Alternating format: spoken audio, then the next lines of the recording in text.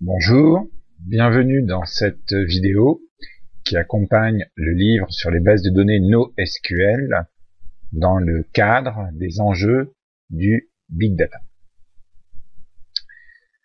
Cette vidéo a été réalisée par Raxmepan, Saber Haridi et Philippe Lacombe, qui sont les co-auteurs du livre paru chez Ellipse dans la collection TechnoSub. Nous vous invitons à prendre contact avec nous, par email par exemple, mais aussi à consulter nos différents profils sur Amazon. Par exemple, vous trouverez dans le profil de Philippe Lacombe une description des livres précédemment publiés, ainsi que des liens vers par exemple une chaîne YouTube. Le profil de Raxmepan, toujours sur Amazon, donne un résumé d'un livre sur les bases de données dont il est le co-auteur et qui est paru il y a de cela quelques années. Le livre dont vous consultez la vidéo d'accompagnement est paru dans la rubrique TechnoSub, dans la collection TechnoSub gérée par l'éditeur Ellipse. Ceci enrichit les trois précédentes contributions, l'une sur la programmation linéaire, l'autre sur les technologies d'accès aux données, et la dernière sur les web services. Nous vous souhaitons une bonne lecture.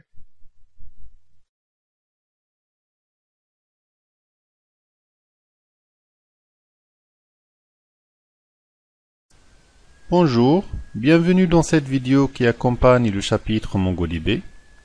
Alors, la première étape de notre travail consiste à récupérer la dernière version de MongoDB. Il faut alors se rendre dans le site officiel de la solution MongoDB et pour cela, nous allons utiliser un navigateur Firefox. L'adresse est www.mongodb.org.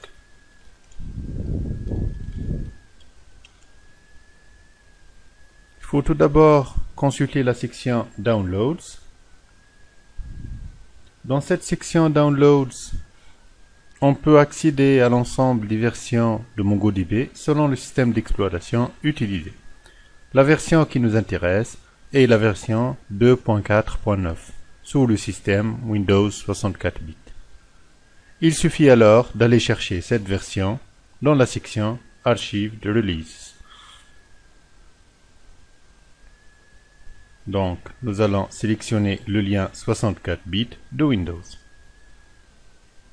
Finalement, nous allons sélectionner la version MongoDB 2.4.9.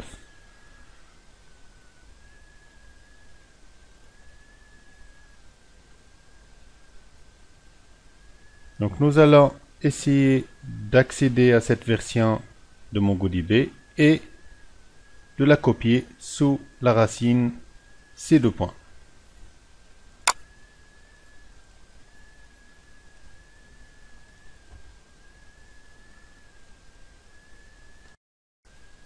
L'archive étant présente dans la racine C2, il suffit pour l'instant de l'extraire en choisissant le menu Extraire ici. Le résultat de cette manipulation est un dossier qui contient les exécutables de la solution MongoDB. Pour des raisons de clarté, nous vous conseillons de renommer ce répertoire en MongoDB.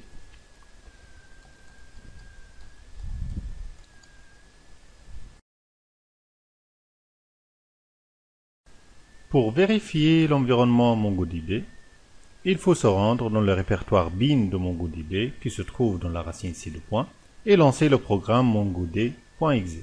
Pour cela, il faut utiliser une fenêtre d'invite de commande. Allez dans le menu démarrer Windows et tapez cmd. À partir de cette fenêtre, tapez cd c2. MongoDB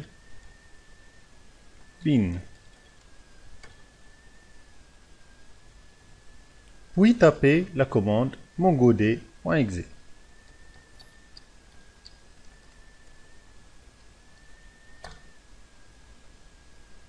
Le serveur MongoDB doit démarrer.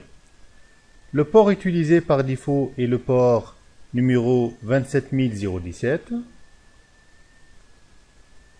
et la console d'administration de MongoDB tourne sur le port 28017. À l'aide d'un navigateur Internet, on peut facilement se connecter sur la console d'administration de MongoDB. On va utiliser le navigateur Firefox et taper l'adresse de la console d'administration. L'adresse est la suivante: http localhost et le numéro de port qui est 28017. Comme vous voyez ici, il s'agit de la console d'administration de MongoDB.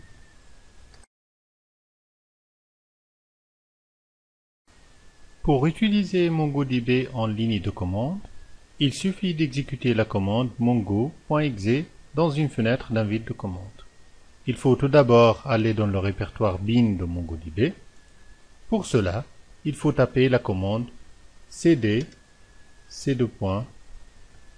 mongodb bin et taper la commande mongo.exe.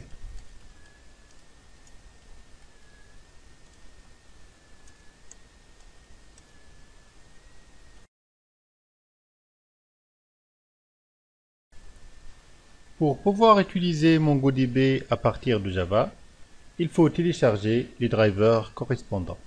Pour ce faire, on peut aller chercher ces drivers-là dans le dépôt Maven. Il faut alors utiliser un navigateur, et dans notre cas, nous allons utiliser le navigateur Firefox. L'adresse du dépôt Maven est www.mvnrepository.com.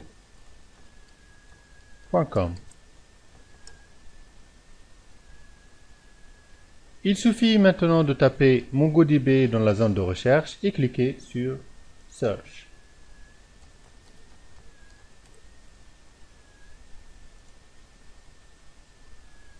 Voilà le résultat de la recherche. Il faut ensuite cliquer sur le lien MongoDB Java Driver.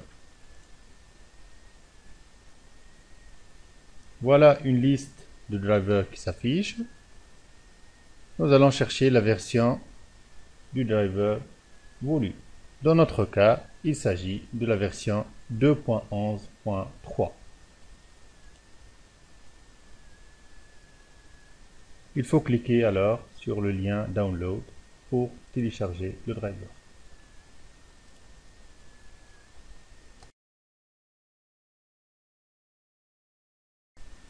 Pour mieux expliquer le principe de MongoDB, nous allons présenter en détail les étapes à suivre pour créer un premier programme Java avec MongoDB. Nous allons utiliser la version 7.4 de l'IDE NetBeans. Il faut tout d'abord créer un nouveau projet de type Java Application. Le projet peut avoir comme nom Test MongoDB. Et pour des raisons de simplicité, nous vous suggérons de stocker votre travail dans un répertoire MongoDB sous la racine C2. Une fois le projet créé, on peut facilement voir son contenu. Il s'agit tout simplement d'une classe Java et de l'ensemble de librairies liées au projet Java. Il faut maintenant penser à ajouter dans les librairies de notre projet le fichier .jar qui correspond au driver de MongoDB. Pour ce faire, il faut cliquer un clic droit sur le dossier Librairie et activer le menu Add Jar Folder. Il faut ensuite aller chercher le fichier .jar qui se trouve dans la racine C2 dans le répertoire MongoDB.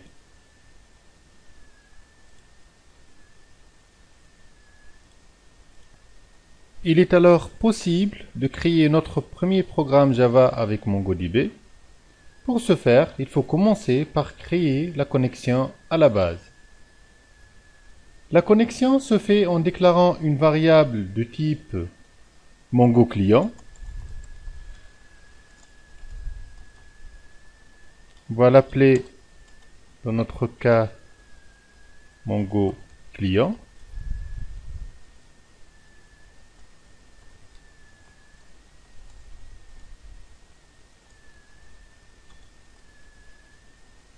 Et de l'initialiser avec le constructeur correspondant qui est MongoClient.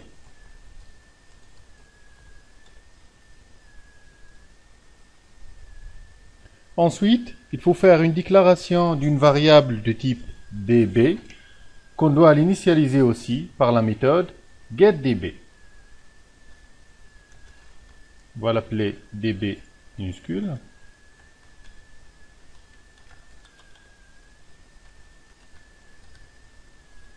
L'initialisation de cette variable db se fait à travers la méthode getDB de MongoClient et qui prend en paramètre le nom de la base de données concernée. Dans notre cas, il s'agit de la base bibliothèque.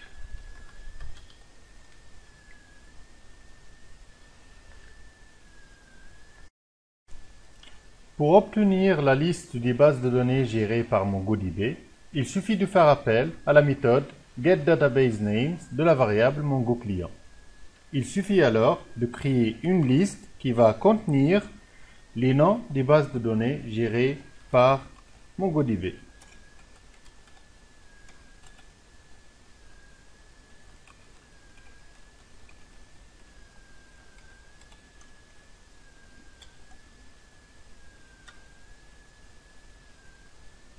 Il faut créer alors une boucle pour permettre à parcourir tous les éléments de cette liste.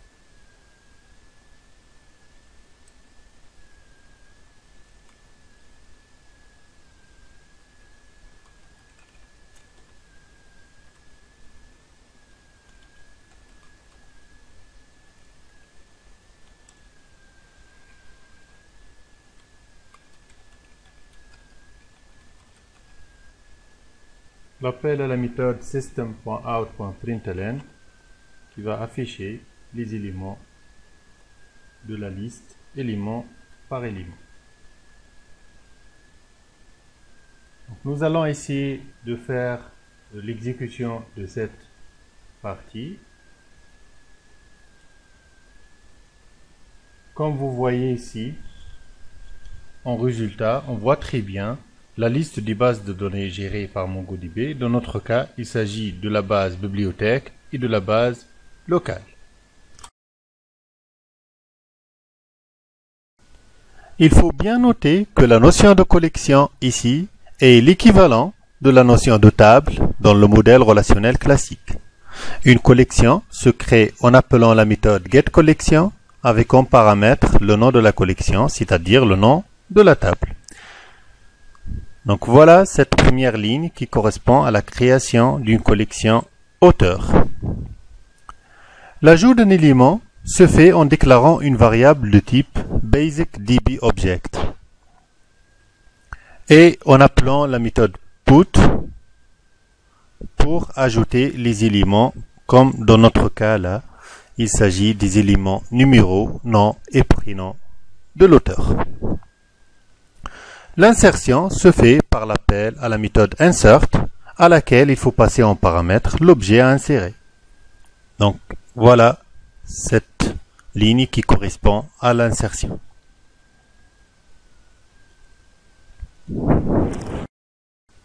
Dans le but d'afficher les éléments d'une collection, on peut accéder séquentiellement aux éléments de la collection en utilisant la méthode findOne qui permet d'accéder au premier élément. C'est l'équivalent du premier tuple dans le modèle relationnel classique.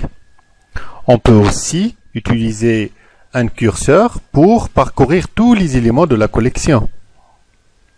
Il suffit alors de créer le curseur qui est une variable du type dbCursor, et de faire appel à la méthode find, puis de faire une boucle en utilisant la méthode hasNext qui permet à chaque fois de passer à l'élément suivant.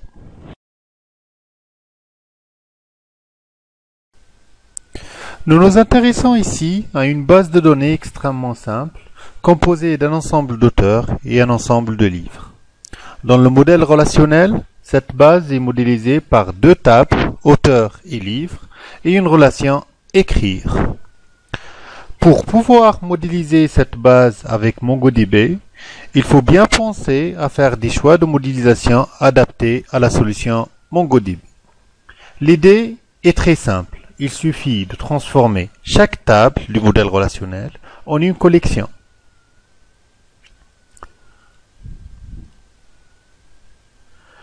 Durant notre exemple, nous allons construire une interface qui permet de manipuler les informations liées aux auteurs, aux livres et aux relations.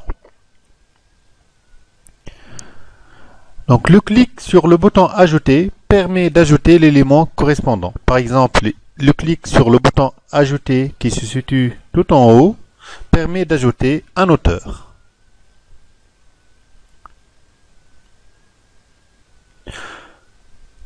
Le bouton Démonstration qui se trouve dans la partie basse de l'interface permet de remplir la base par des informations par défaut et de les afficher.